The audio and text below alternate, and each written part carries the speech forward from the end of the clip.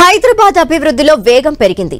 Hyderabad metropolitan development authority HMDA ఈ ఏడాది కాలంలో ఇచ్చిన నిర్మాణ అనుమతులు పొందిన ఆదాయమే ఇందుకు నిదర్శనం. గడిచిన 2 ఏళ్లతో పోల్చితే ఈ ఏడాది భారీగా నిర్మాణ అనుమతులకు దరఖాస్తులు పరిష్కారమయ్యాయి. అదేవిధంగా హెచ్ఎండిఏకి ఆదాయం కూడా బాగా పెరిగింది.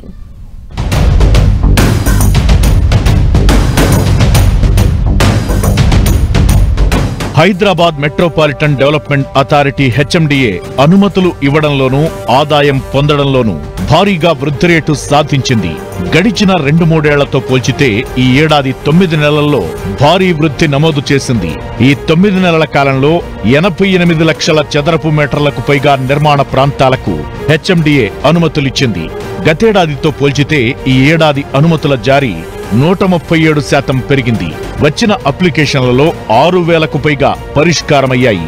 అనుమతుల కోసం వచ్చే అప్లికేషన్లు 2024తో పోల్చితే ఈ ఏడాది 18% పెరిగింది.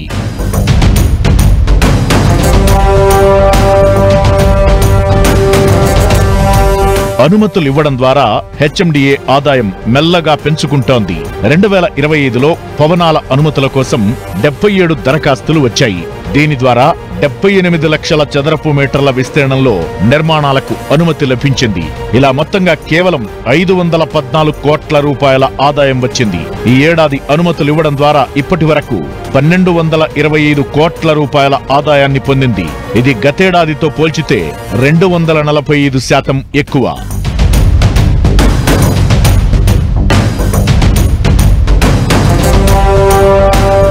హెచ్ఎండిఏకి వస్తున్న దరఖాస్తుల్ని ఎప్పటికప్పుడు పరిశీలించడం, అధికారులు జవాబుదారీగా వ్యవహరిస్తుండటంతో అనుమతుల్లో వేగం పెరిగింది.